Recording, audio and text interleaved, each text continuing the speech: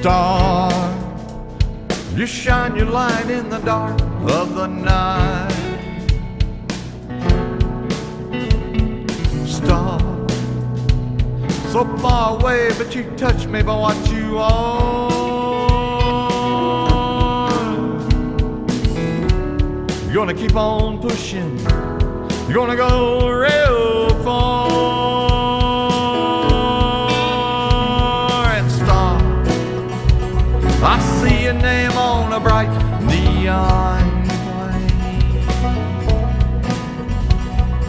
Star, I know to you each town looks the same. You gotta keep on pushing, everybody gonna know your name.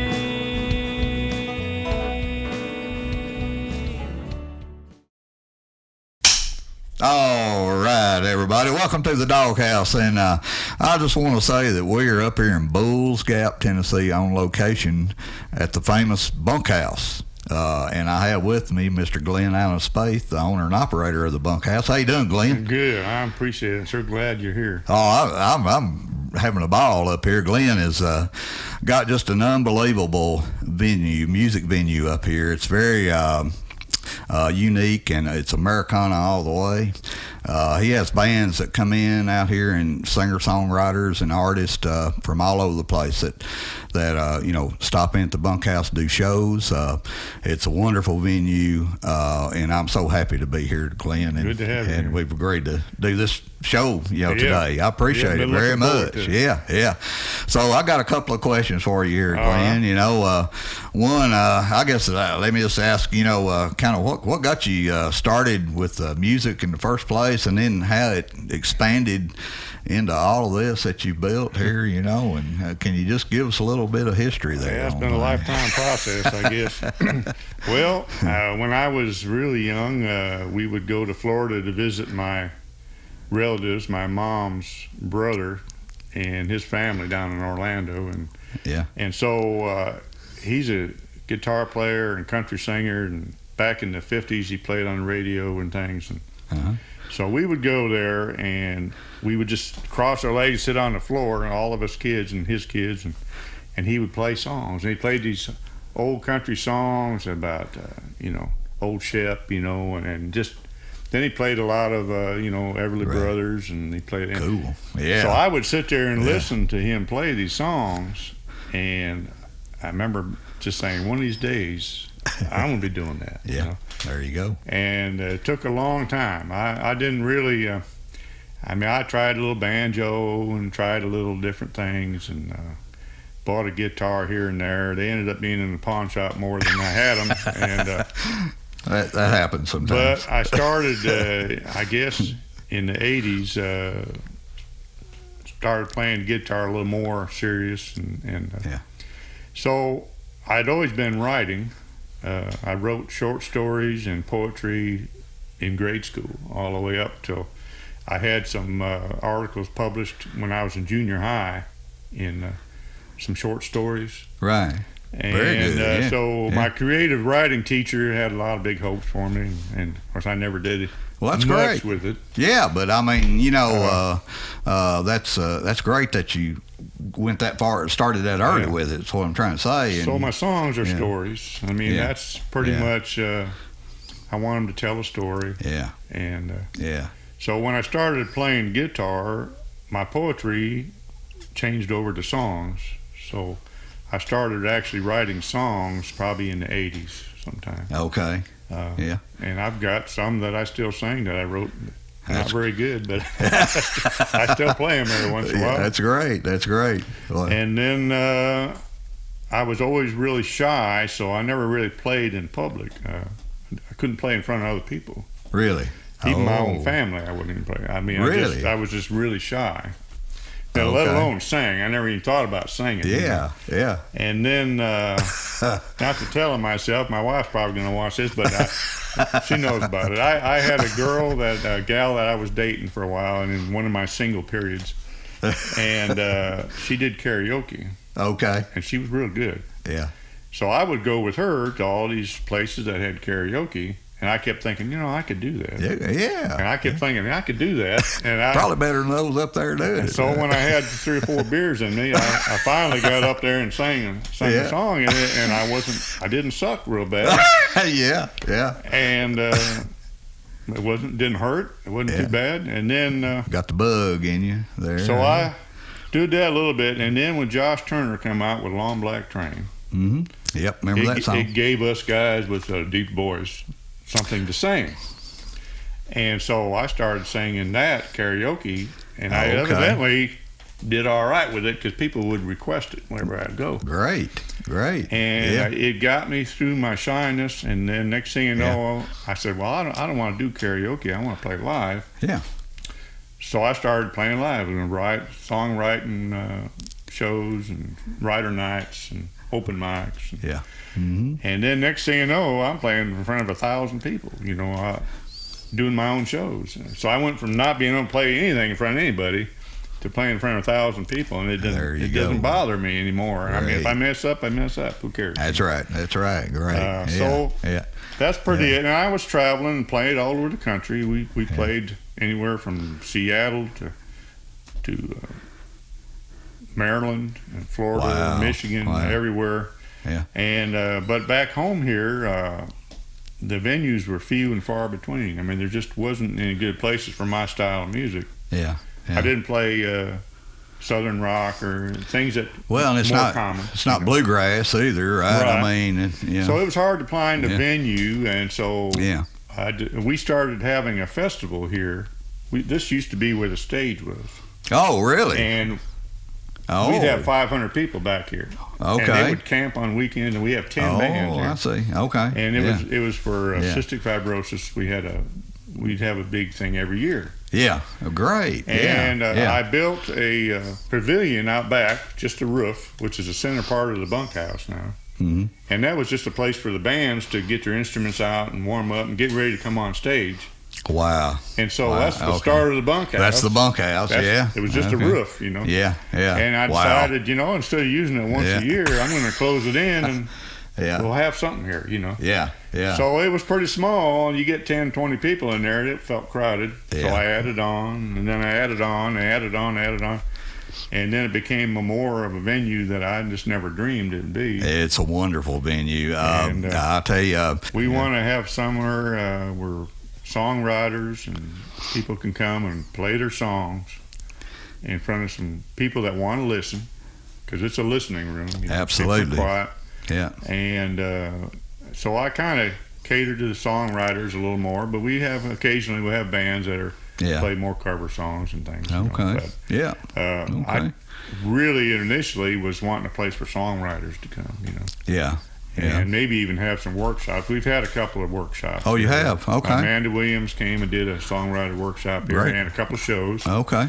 Bernie Nelson, my buddy, he came and did a workshop and a show. He did a show. Okay. Him and I wrote 8 songs together. He's wonderful. He's an incredible guy. I mean, he's out in Texas right now, having a ball. Yeah. I'm jealous. He's out there. So, yeah. Well, so we've had several workshops, and Well, I know you get down to Nashville quite a bit, don't you? I used to do a lot more. I haven't been there in several months. It's just a lot going on here, and it costs me money every time I go. Well, and it's a pretty good little ways. I mean, if folks don't know where Bulls Gap, Tennessee is, it's up between Knoxville and Johnson City, Tri-City area, right off of Interstate 81 up here a little way. Yeah, and but beautiful country though. It's a beautiful place up here. Well, thank and you. We like it. Yeah. Well, Glenn, we're gonna get you to do a few original songs here today, and so get you to go ahead and do one here now. Now, what's this first song that you're gonna do for us here today? Well, I thought about this earlier. This is one that I wrote several years ago, and it's kind of dark. It's a good old murder ballad. Okay. I just love them old murder ballads. There you go. All right. And I've played this on the radio quite a bit. I've never done a recording in the studio. We just live on the radio. You know, we've done Yeah. some live shows when I had the whole band with me. Right. And it's kind of neat. It actually was the title song off of one of my CDs. And Okay. Well, good. It's about a gal back around 1900 and down in New Orleans, and Creole girl. And Creole. All right. Anyway, yeah. she was just too good looking for her own She sense, I guess. But, must have. Olivia LaRue is the name of this. Olivia gal. LaRue. All So right. Yeah. this is Olivia LaRue. All right.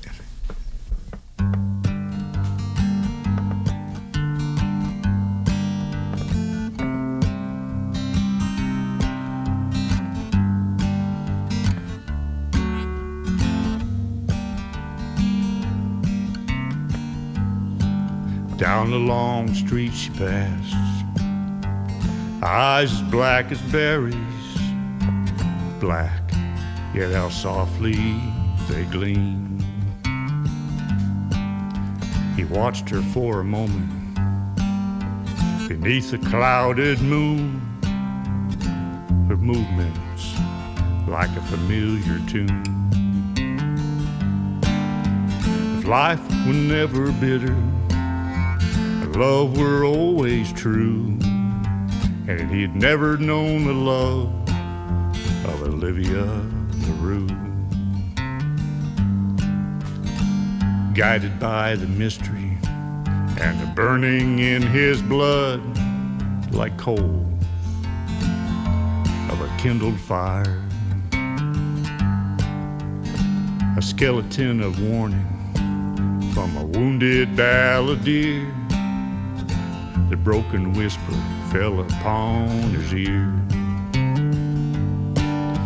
If life were never bitter, love were always true, and he had never known the love of Olivia LaRue.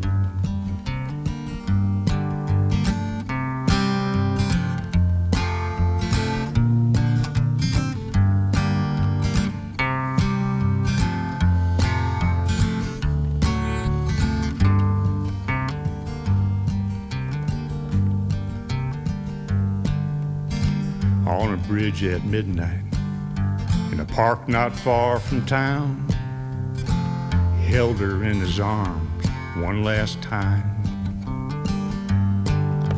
He dropped her oh so gently beneath the passing ship, her goodbye kiss still fresh upon his lips. If life were never bitter, love were always true, he had never known the love of Olivia LaRue.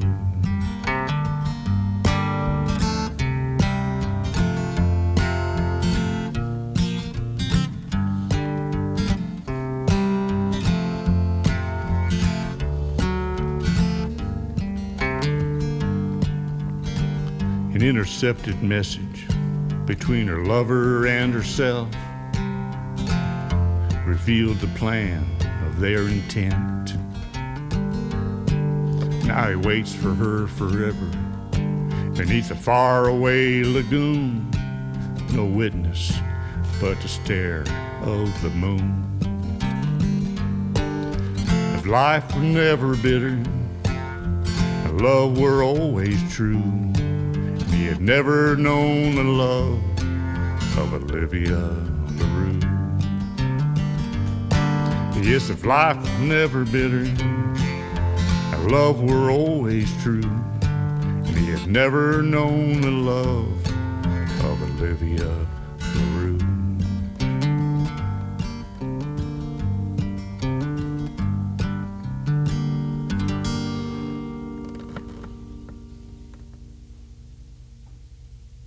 All right, Glenn, good song. Olivia LaRue, right? Yeah. Yeah, man, that's I can almost picture her. You know, I would like to see that picture you're talking Oh, about. I may just have to send it to you. Yeah, we'll have to put that in there. So, anyway, that's an interesting song. I mean, it's amazing to me, you know, the things that creativity, where it comes from and what generates something to get you writing a good song about it, and nothing like a good-looking woman, right? Yeah. Hey, I showed that song to a producer in Nashville years ago. Yeah. And he says, I don't know where you were when you wrote that, but I want to be there. That's good. Yeah. Well, Glenn, here's another question for you. What's some influences, when you're growing up or, when you got into music, and you listen to maybe some other writers or performers or, that influenced your writing and style and everything? Right. Well, of course, I mentioned my uncle. He was pretty, he's in his 80s now and still plays quite a bit. But, okay, So he, as a child, he got me interested. But I used to listen to, like most of the kids, I listened to a little AM little battery radio under my pillow at night, so my mom couldn't hear it, but I could hear it real good. And I listened to the Kingston Trio and all them old folk singers back in the day, Sebastian and I must have listened to Michael Rode the Boat to Shore a million times on, come on every hour. Right. And so that was early. I liked folk music, and then because they told a story and I liked the songs. And but then later on, I guess, like a lot of songwriters, we all want to be John Prine, I mean. Yeah, he was unbelievable. His songwriting style is something that I've copied, if you want to say, or tried to be like, or just, he has that feel to his songs that I've been trying to achieve, and Bob Dylan, of course, I've admired his writing for a long time. Yeah. And then Chris Christopherson is one of my favorite writers. Absolutely. I like his style. Yeah. I like his newer album where it's just him and the guitar and the harmonica. I mean, that's what getting back to. Yeah. The Chris Christophersons I remember, Right, yeah. And so I try, my new album I'm working on is all cowboy songs that I've wrote through the years. Okay. And so the Old West Saloon there you go. is kind of part of that. So I've got a lot of, they're not like Home on the Range songs, they're a little bit more. Yeah. Are you in the process of writing that now, or well, are you I've ready? got most of the songs, although I keep coming up with new ones, so I don't know. But I've got enough songs to do it. Well, would like to get you to do another one of your original songs. Be glad to. And so this next song that you're going to do, Glenn, what's the title of this one now? Well, I thought I'm going to do one that I wrote with Keith Anderson. Okay. Great country superstar. And we got together and wrote a couple of songs a few years ago, and this is one that him and I wrote. It was an idea I had, and I approached him with it, and we wrote the song, and it's called Long Way Home. Long Way Home. Yeah. Okay. Well, I hope everybody out there will enjoy this song by Glenn Allen Spayth, Long Way Home.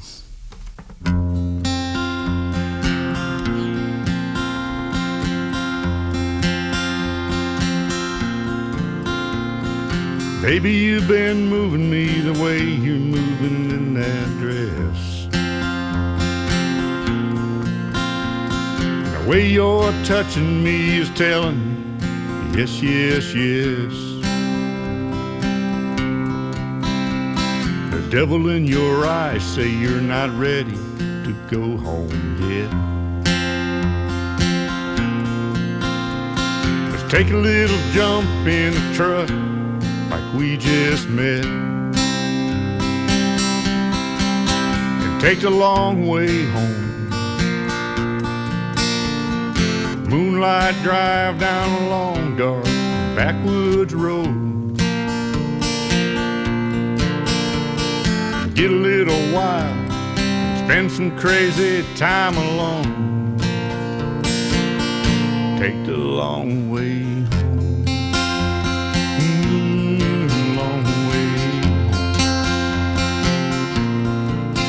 Baby, it's hard to concentrate the way you're kissing on my neck. I think we better pull over before we get in the wreck, and let the babysitter know we won't be coming home too soon. And And if she asks why, just blame it on the full moon. And take the long way home. A moonlight drive down a long, dark backwoods road. Get a little wild, spend some crazy time alone. Take the long way home. Long way home.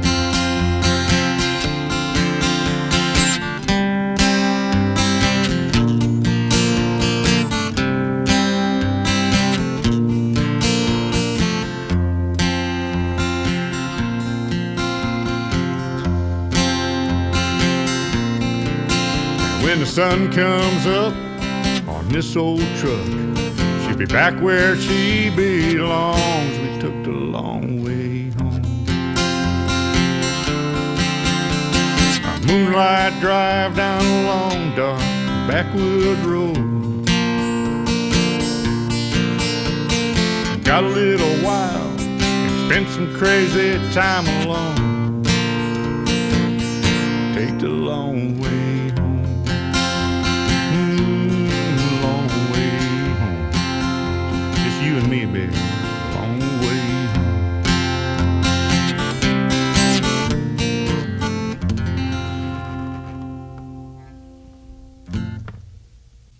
All right, Glenn, Long Way Home. Good song, man. Good song. Thank you. I enjoyed that. Yeah. So anyway, I guess let me ask you one other question, and then we'll get you to play one more song, and then we'll wrap this show up. But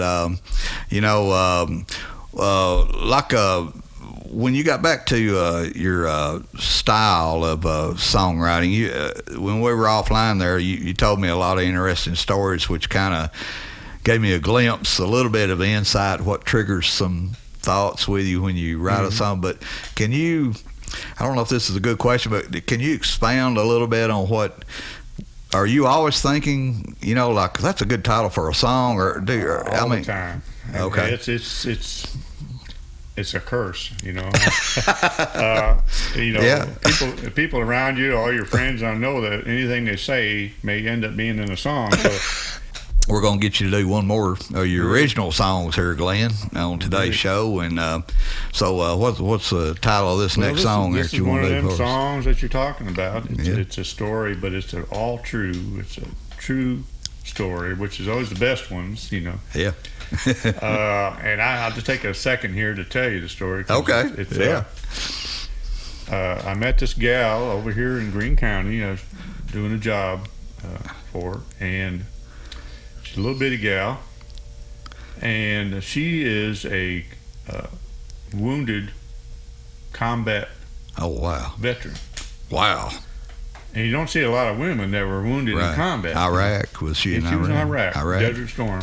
Mm-hmm. Or Bobby G.I. Joe is what we ended up. Bobby G.I. Joe. Well, that's great, and, Glenn. I wrote this with Bernie Nelson, so. Okay. Everybody, I hope you enjoy this song by Glenn Allen Spayth. Right. Bobby G.I. Joe.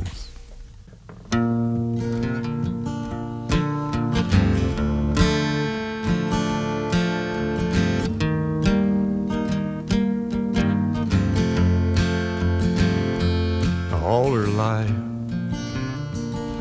she's been on her own, learned to fight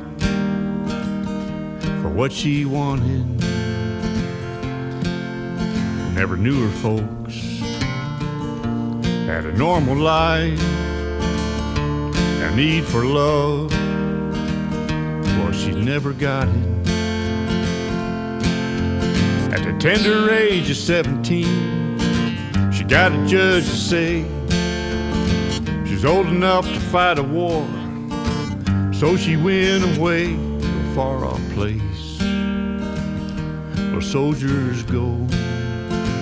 Bobby G.I. Joe.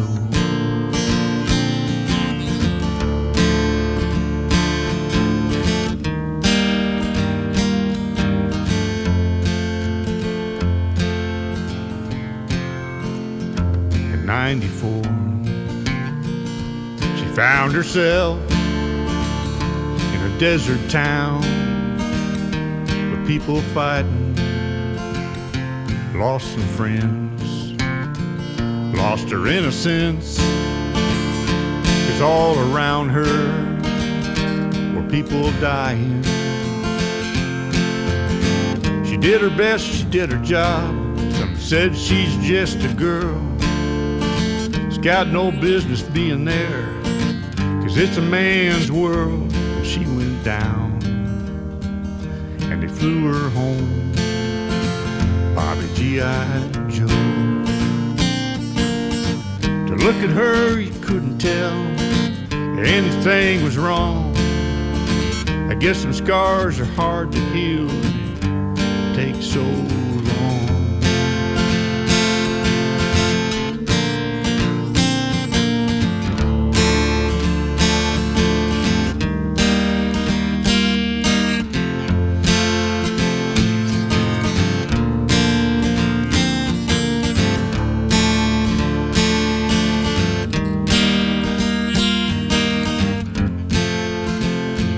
Flies her flag in her front yard, but she's still proud of what it stands for. Doesn't go to work, 'cause every day she has to fight her own damn war. She helps out when she can at the VFW. She fights for them, she fought for me, she fought for you. And she's a woman, and she's a hero. So if you see her, could you let her know, Bobby G.I. Joe?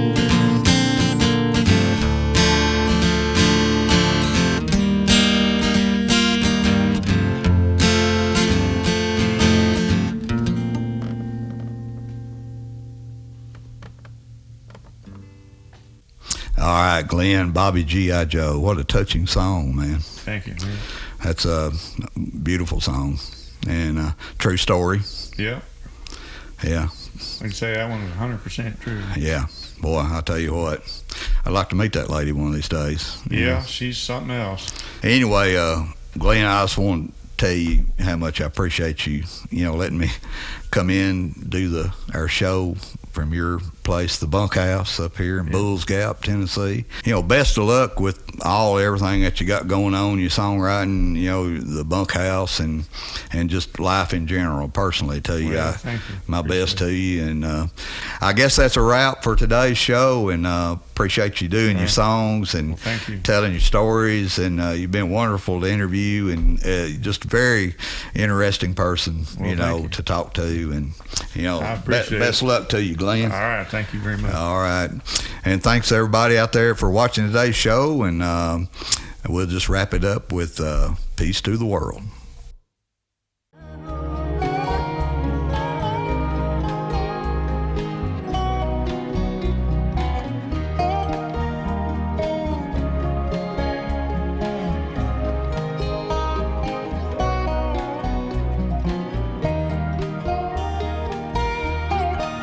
Oh, I can't wait to see the Lord in heaven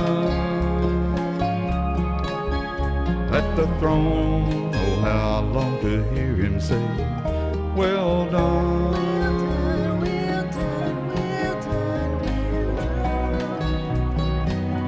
done. Good and faithful servant. You have love that all can see. You have faith, it's in your soul. You have life for eternity. Jesus loves.